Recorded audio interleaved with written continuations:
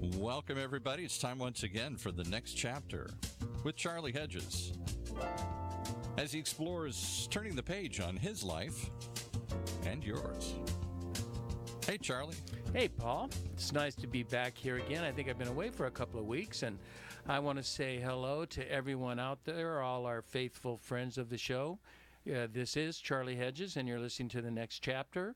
This is where we uncover motivations and tactics that you might implement as you move on to your new phase in life. Now, about 3 weeks ago, I returned from a trip to Uganda and it is said it's Uganda. It's not Uganda, just for you who want to know that the Ugandans told me it's Uganda. And I was working with a group of supporters from a nonprofit called Wells of Life that focuses on bringing clean drinking water as of now to more than 300,000 people in that Central African country. I left the trip, I've got to tell you, I left the trip a changed man. Giving has always played a major role in my life, but nothing like what I felt after this trip. And after spending 10 days in the rural third world, I am truly a changed man. I have become a trustee of Wells of Life in Uganda, and I'm currently discussing the opportunity to become a board member of Wells of Life, which builds wells to deliver clean water.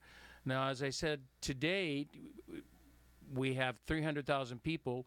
We have 300 wells, nearly 300 wells, just under 300 wells that brings water to 1,000 people for 25 years. And so today I'm doing my second interview with Nick Jordan, founder of Wells of Life. And we're going to discuss not so much Wells of Life, but we're going to discuss charity and how charity will change your life. And Nick Jordan is a perfect example. He was an uber successful in commercial real estate when a combination of life changes, the 2008 recession, and a trip to Uganda changed his life from what we called in our first podcast, Nick's move from success to significance. He was born and raised in Ireland, which you will find out he is fully Irish.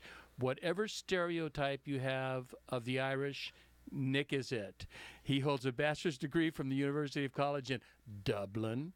And after fundraising for schools in Uganda in 2008, Nick witnessed an overwhelming poverty and lack of clean water. In 2009, he founded Wells of Life to bring clean water, beginning with work in Uganda. So let's bring on Nick and talk about how charity can change your life from primarily seeking personal success as you discover life-altering experiences of impacting the lives of the poor and disenfranchised. Nick, welcome. It's great to have you on the show again.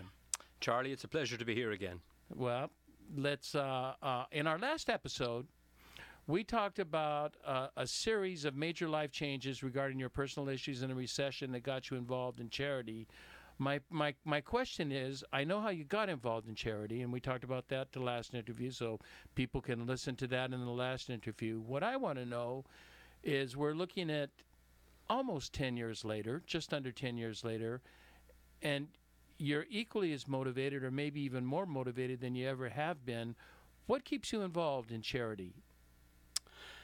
Well, I think when you find a cause that truly commits your passion, and you commit your passion to, it really becomes easier as time passes to be more committed and to do more in that particular cause.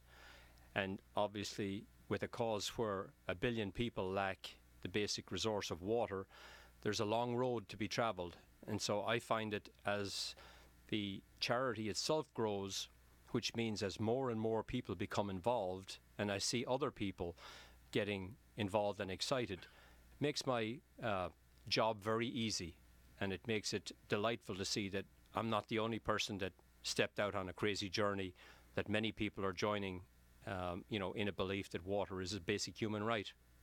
Yes, and don't you say that, don't you use the number of a child dies every 21 seconds, is that right?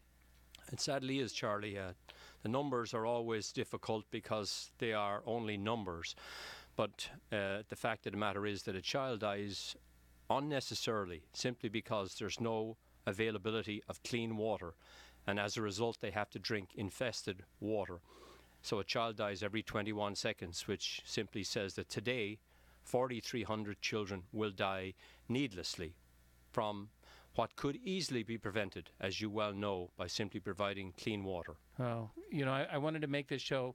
I promised myself and I promised you and everybody else that I was not going to make this show a show about wells of life, that I'm so involved, but I can't help that a couple of things have come up. Now here's a stat that will blow your mind. That we have. Notice I say we. I'm now Wells of Life, since I'm almost a board member and I'm trustee. But we have given water to more than 300,000 people. In Uganda, 1 in 5 children under 5 will die from drinking contaminated water. So you and I did our own funky math and our own funky algorithms to figure out, of that 100,000, how many of them would be under 5 years old, and we came to between 35 and 40,000 children have not died because of drinking contaminated water because of the work of Wells of Life. Now, that's staggering to me, 35 to 40,000 children. Just for those of you who live in Orange County or familiar with Orange County, that's larger than San Juan Capistrano, larger than Dana Point, larger than Laguna Beach. Entire cities where we have saved the number of children that are the population of an entire city. That's mind-blowing to me. Now, during our trip, we discovered people that had no running water. Few had clean water. There's no electricity, no sanitation, and they lived on dirt floors. So you think these people really have it bad off. Yet, they're some of the happiest people I've ever met in my life. How do you describe that? Why is that? Well, that's a really difficult question to answer, and I can only do my best by saying that I truly believe that what keeps the community in Uganda, for example, together is themselves and their own innate way to support one another. And you see children be so respectful, and it's very moving to see how we're answered by our little gift. And the answer is an outpouring of love and respect for what we do. So I think happiness is a very difficult thing to define. But what we saw in Uganda was a group of people that have such a blessing that many of us lack, and that is the contentment of knowing that they have faith to get through anything, and they have the belief that will get them to a brighter tomorrow. And I can only offer that is truly faith in God, and faith that somebody will answer their prayer. And you know, and I know, that many people, 300 of them to be exact, have now answered the prayers of wonderful people and brought water to, as you said, 300,000 people. And I think that's where happiness comes from, the contentment to survive long enough until your prayers are answered. Well, you know what I find striking? Yes, I agree with everything you said. And would you agree that these extraordinarily poor people actually seemed happier than a good many of our friends here in the States? There is this fundamental acceptance of where they are and a fundamental happiness in life that we are so stressed out. What do you think it is? Well, let's use our good friend Father Max Sikiwala, who I know was on one of your previous podcasts. And so we both know that Father Max does not live in a 4-star accommodation, nor does he have the many luxuries that we here are blessed to take for granted. Like hot water. Like running water that is hot. You're right. Yes. But what Father Max has, and it's exhibited every single day, he has a joy, a happiness, and an enthusiasm that, quite frankly, all of us silently wish we had. I know I do.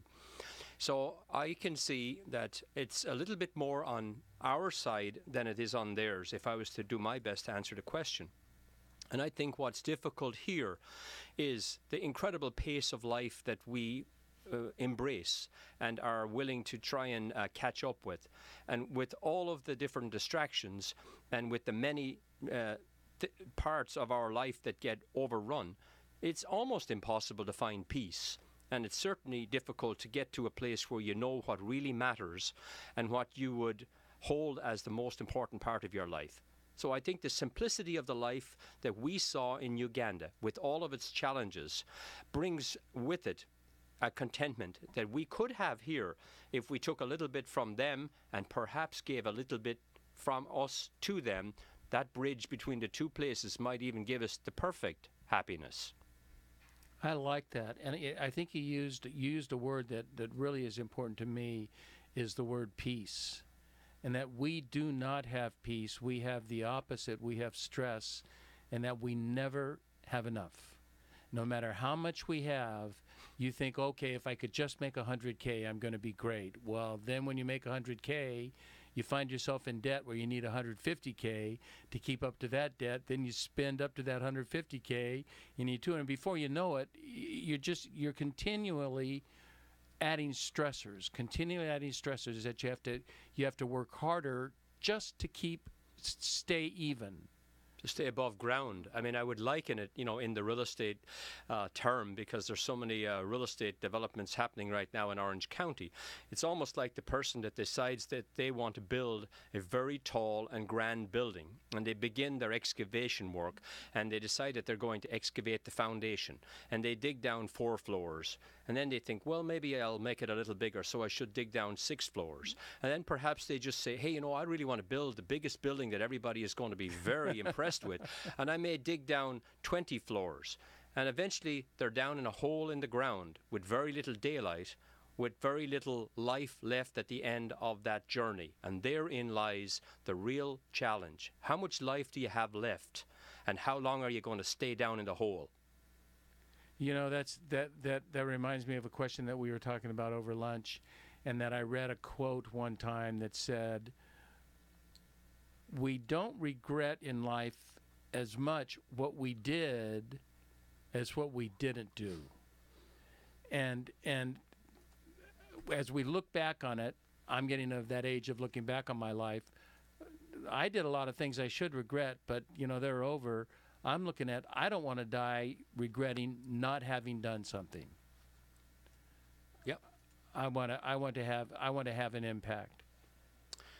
I think that's a conversation that many of us, regardless of what age, but certainly once you reach 50, I think for a man, it certainly becomes somewhat of a middle ground of thought.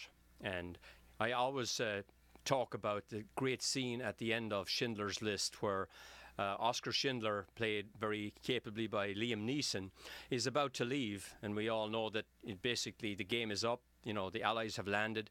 He's leaving his factory, and he's basically saying goodbye to his foreman. And he's obviously helped a lot of people through his efforts. And he gives a handshake to his foreman, and then he leans on his shoulder and he whispers with tears running down his eyes, and he said, I could have done more. And, his foreman immediately says, but Oskar, you did so much. And for the next minute, you see a man who realizes by looking back at his entire life how much opportunity, how much time, and how much of his treasure that he squandered. And he's having that realization that it's now too late. And I just use that in any speaking engagements that I do these days and say, don't let it be too late. Because right this moment, you can change everything that you do for good and make a difference and live a life of significance. And it really isn't as difficult as many people would have you believe. No, it's not, is it? It's really not. It's really a matter of making a decision and doing something. I like the concept. It's becoming a sort of a popular word now, but leaving a legacy. And legacy is sort of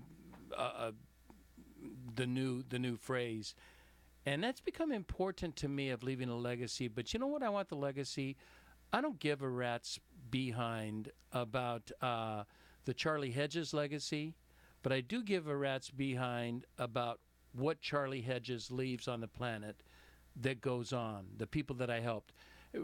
Whether my name is involved or not, I don't care. See, I think legacy, if we're not careful, becomes too egocentric. And it's my legacy, it's the Hedges Foundation, and that's the one that did. Who cares about the Hedges Foundation? What makes a difference is the fact that I give something. And when I came back from Uganda and my opportunity to give all of my resources, my time, my efforts, a little bit of money, and to give that, I feel so much more completed. I feel so much more vibrant as a result. Don't you find that? I think that's the perfect answer right there for anybody that's listening, that is scratching their head saying, has Charlie lost the plot? This is not the guy that was doing podcasts prior to going to Uganda. Well, I can say with complete clarity that when you do go and see a place where you truly make a difference, and I would totally validate what Charlie said. There's nothing wrong with putting your name on a building, and many people like to do that. But if you really want to leave the world better in the lives of other people, that's what really matters, because I do believe we will meet a lot of people at the end of our lives. And the ones that we helped that had no way of thanking you will truly be the ones that will use every opportunity to thank you. Because I don't like the word charity. I don't use the word charity. It doesn't resonate properly with me. Oh my goodness, I've been using it all this time. That's I've been all using right. it the whole podcast. You can use the word. I guess it's because of what I connect with the actual word, which is the giving of money to help those in need. Right. That to me is not what Wells of Life or Charlie Hedges or any of the rest of us are involved in. I believe that we see it as our calling to make the world better, especially if you're in a position to do so by bringing water to another human being. And in order to be able to do that, you do it.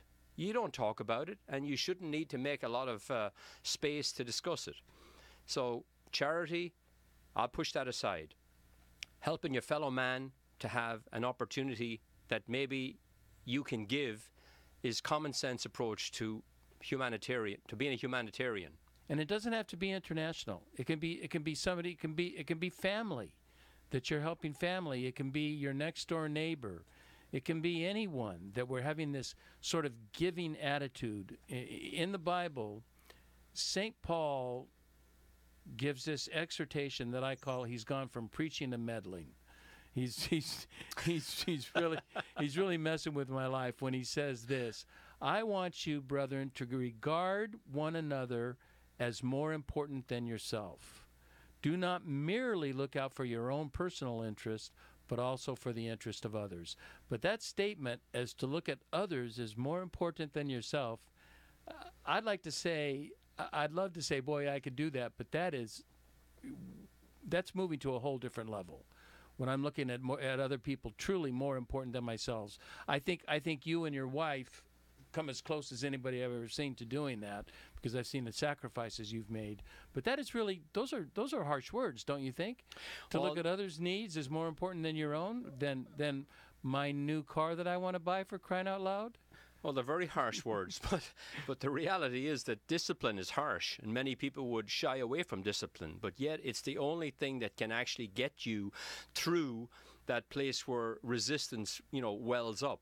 And we all know, whether it's running or whether it's achieving something, you have to push through the pain and the resistance to get to the other side, and that's where the real value, which is a very beautiful thing, is found. But I just wanted to come back to you for a second on what you said, because a lot of people, I don't want anybody to think that, gee, you got to get on an airplane and go to Uganda or any African country and bring water or food or whatever, because we're talking in general terms here, I believe, of finding a purpose that can really connect people together and that can inspire another person to live a more meaningful life. And that can be something as simple as just choosing to be a little vulnerable, and perhaps choosing to take a little bit of a risk in your conversation or in our conversation with a person that you may not know as well as some of your friends. What I've found over the last 10 or 12 years is that there are so many people that are searching. and they're just waiting there for an invitation to open up, to find out what is possible. And so by just being willing to be vulnerable, and I guess it's easier to be vulnerable when you're in a faraway land, as you know, we had a group of 12 people, and we did not hold any ceremony about just being open and honest with each other. I think the miracle of finding your purpose in life only comes once you're willing to be vulnerable, to both share and to basically to take a message from somebody else that might know a little bit more perspective-wise about what you could be good at. That's very insightful. I was reading an article that I want to expound on, but I think it's long enough that I'd like to take a break before we do that. So we're going to take a brief break, and then we'll be right back.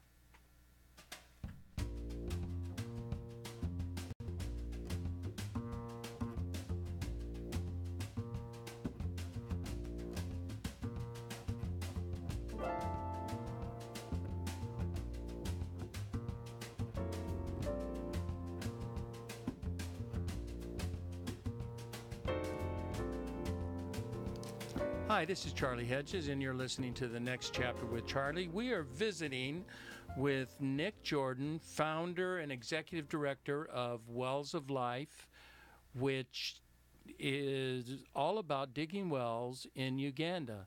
And right now there are 300 wells serving more than 300,000 people. And as we had discussed earlier, or brought up earlier, have saved the lives of 35 to 40,000 children under 5. Now, we ended, just before the break, we were talking about purpose in life, and you had mentioned something about that. I had just been reading a Time Magazine special edition. You know, Time Magazine does special editions on different subjects, and this one was on mindfulness. And in one of the articles, a physician, Dr. Lisa Rankin, wrote about many of her patients that were physically sick and low-spirited in spite of the fact that they were actually healthy. They ate excellent diets. They participated in regular physical exercises, took vitamins, and slept well. And after blood tests and examinations, she was at a total loss of what was the cause of their illness. What was bringing on this illness? And then all of a sudden, it came to her. She said as she dug deeper into their personal lives and she asked a handful of questions, it came out to it. She found the answer. Now I have 6 questions that she asked that I think are really good for each of us to ask ourselves. 1, what do you love about yourself?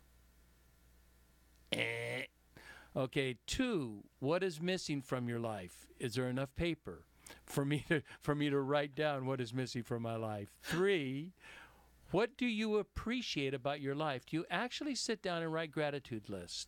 Do you actually sit down and write, what do I appreciate? 4, are you fulfilled at work? Most Americans are not really happy with their jobs. So we've got a blank there.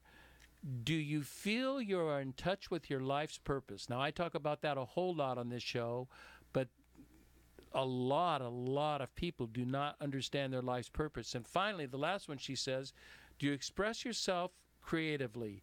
And it seems like these ill people of Dr. Rankin all failed that test. There existed something in their life that kept them physically ill or lacking something or some goodness that they had within. Do you have any thoughts on all of those questions? And I mean, it was just a whole bunch of questions of really of purpose and intention. Well, I could add a very small little contribution here because that's a very obviously deep and complicated area.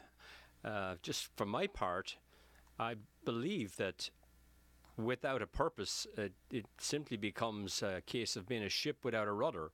And it's very easy to go through the motions in life. And we can go to many places and see that just to be the case. And I think it may have been Thoreau that said, you know, many lead lives of quiet desperation. And, you know, without getting into too much philosophy, Well, we're not afraid of philosophy. All right. Well, I am, because I would not feel capable of stepping up to your level here, Charlie. But just from my own 2 cents worth, I really believe that a lot of people just simply give up rather early in life, feeling that they have achieved as much as they're going to achieve. And there's an obvious reason for that, and it typically is called, mortgage, family, responsibility, jobs, and the weight of all the things that a person carries. So it becomes more difficult as you get older to take the time it needs to get down to what is it that if I had 6 months to live, I would really want to do. And that's a cliche or a cliche, phrase that's used abundantly.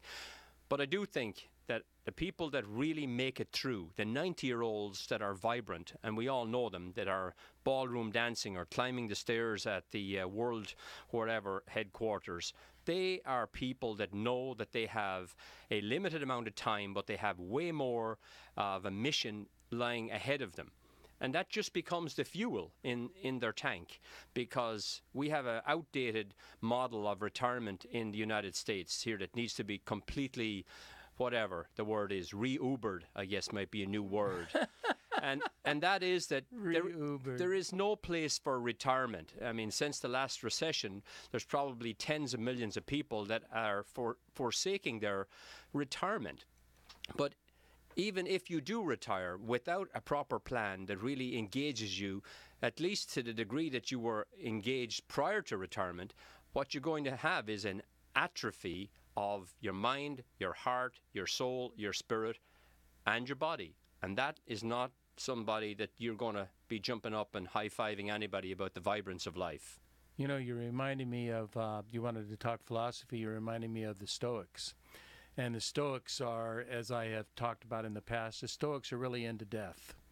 But not death in the negative sort of way, but death in understanding that we are going to die and that we have limited time, so let's make the most of it.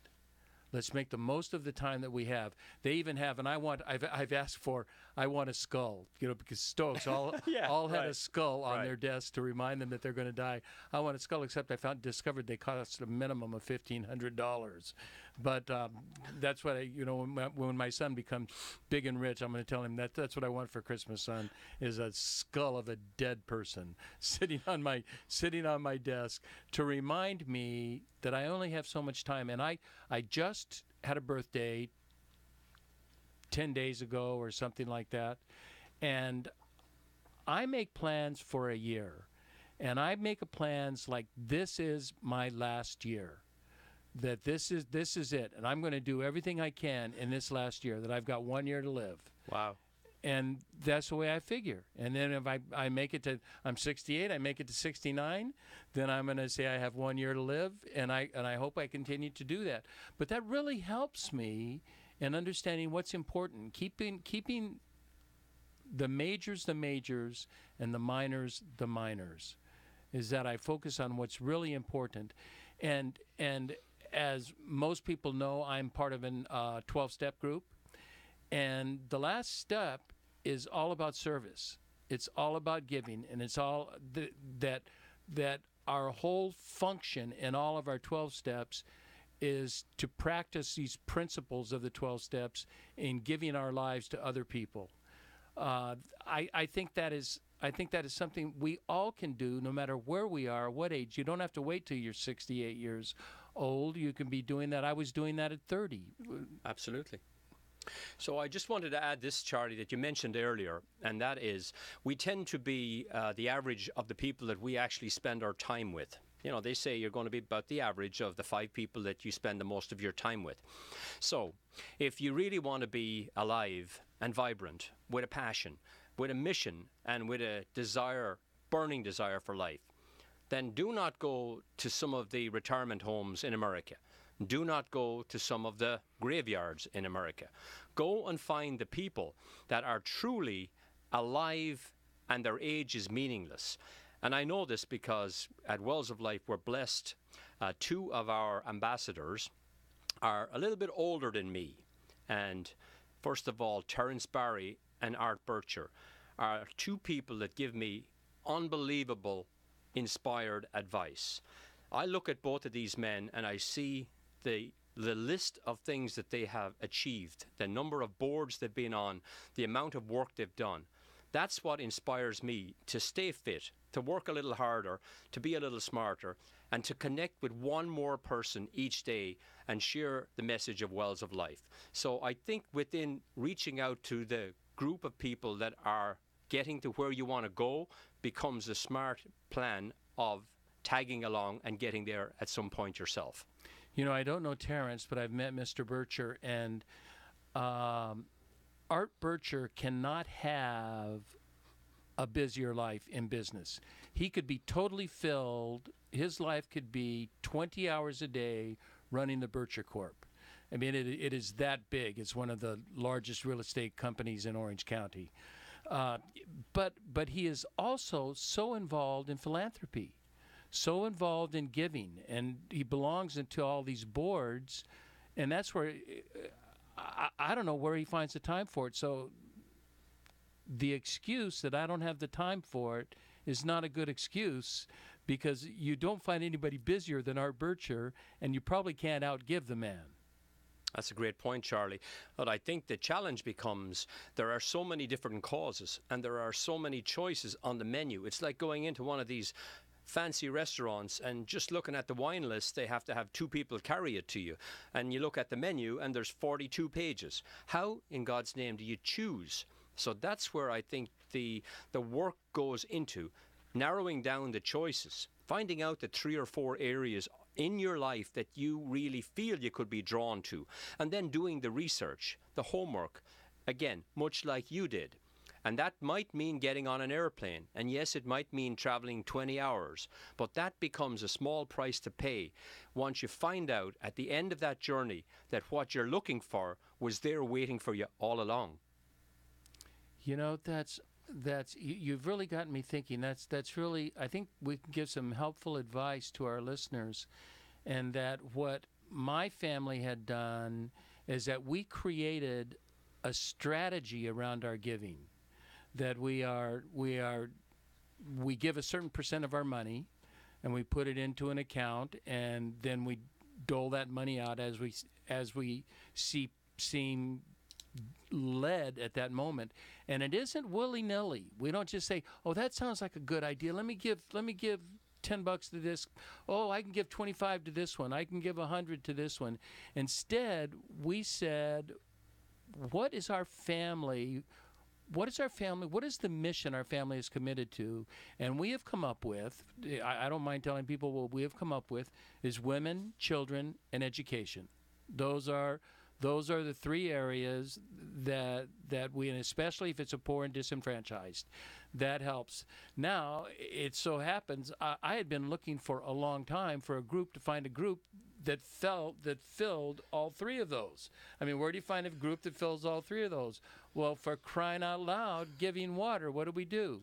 We're helping women, children, and education, because the women are no longer having to walk a dozen miles to get water. They can just go down to their local watering, their watering borehole, the pump, and pump clean water into that.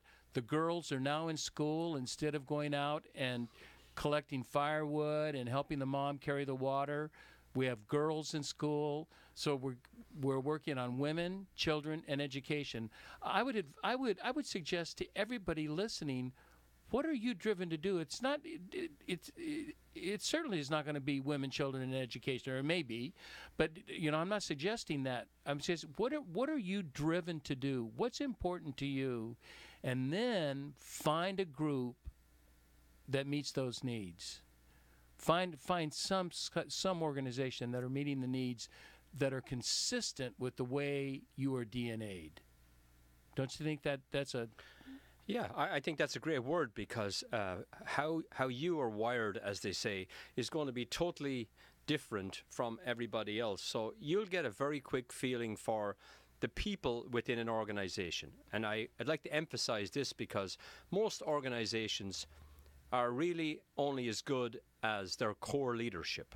And so you want to find out, is this group of people, are they really doing what it is that they say they're doing? You know, are they walking Right, the do your walking the homework on walk? them. Right, Yeah, do due and so diligence. because I would definitely not be saying anything that's not correct by saying is that there are many that are not. And the hardest thing is to find out a cause or a charity that you truly want to support and believe in, and find out that the disappointment is that the money is not going to where it's supposed to be going. So, like we've said earlier, spend the time and make sure that exactly what's supposed to be done is being done in the manner that it's supposed to be done in. And that would be just advice for checking out any organization. You're making me such an advocate of wells of life. Just to know, just so you can know, cost $6,000 to build a well. Sounds like a lot of money, and it is a lot of money. $6,000 is a lot of money, but there's a lot of ways you can raise $6,000. But all $6,000 goes to building a well. We have a whole separate fund for infrastructure to pay for to pay the bills, as we so to say. But the $6,000 that people donate, 100% goes to building wells. So, you know, now a charity or a nonprofit or an NGO, a non-governmental organization, is certainly a way to give. But there's several other ways of giving. There's, you know, to me, a big word in my vocabulary, one of the biggest words in my vocabulary, is kindness. And there's nothing that, it doesn't cost you anything. And there are very few things that impact the lives of the people around you than simply being nice. I just wrote a blog a couple weeks ago, Just Be Nice. And it's kindness. And I think that's a way that we can, you know, don't think you always have to be digging into your pocket, that you always have to be, you know, going out and renting a U-Haul and moving somebody. It's just, if nothing else, your kindness is an act of charity, and will leave a legacy on this planet. I remember Nick Jordan because he was the nicest guy in the world, and whenever I needed something, he was always there, always available. You know, you want people to remember that sort of thing. So I don't want our guests to think that they have to be giving money. Would you agree with that? I couldn't agree more, because anything that stops a person giving of themselves is a terrible detriment. Because I don't know if we can talk out of school here, but I'm going to do it anyway. I mean, our wonderful station manager, you know, who's seated right behind me, was having a brief conversation with me earlier, and he was considering making a small donation. And he said, I don't have as much as I'd like to give. This is a man who introduced me to Mr. Charlie Hedges. So your point, Charlie, is this. To introduce another person is as good as writing a check for $50,000. You simply have to know that if you speak with enough people, the right ones are going to be found. So you should never worry about doing something if the time is right, because the chances are it'll never be right. You should just do it and be kind in doing it and believe that it's going to change the world, because someday it will. That's a great way to close, and I want to wrap her up with this, and that I want to take St. Paul's words, and I'm going to make them easier for all of us. I'm not going to say you have to make others' needs more important than your own, but I'm going to say this: what if we just made other people's needs as important as our own? We just did that. We just made it equal, that the needs of other people are just as important as my needs. And if I can do something, if there is something I can do, anything. I just had a person that wanted to meet last night and just said, Charlie, I just want to talk. Do you have an hour or two where we can just sit down and just chat? And this person was completely filled with me just doing nothing but giving a couple hours of my time. And how many of us can do that? Just give a couple hours of our time, a little bit of effort. If we have a little bit of money, whatever we have, a little bit, just a little bit, give to another people. Your life will be changed. And just before you wrap it up, Charlie, in 10 seconds or less, giving becomes a muscle. And we all know that just by flexing it and working it every single day, literally in 30 days, it becomes so much easier. And you will be thankful that you worked out your muscle of giving. And we're going to wrap it up with that. Exercise your giving muscle. This is Charlie Hedges. You're listening to The Next Chapter with Charlie, and we look forward to talking to you or talking with you next week. Bye for now.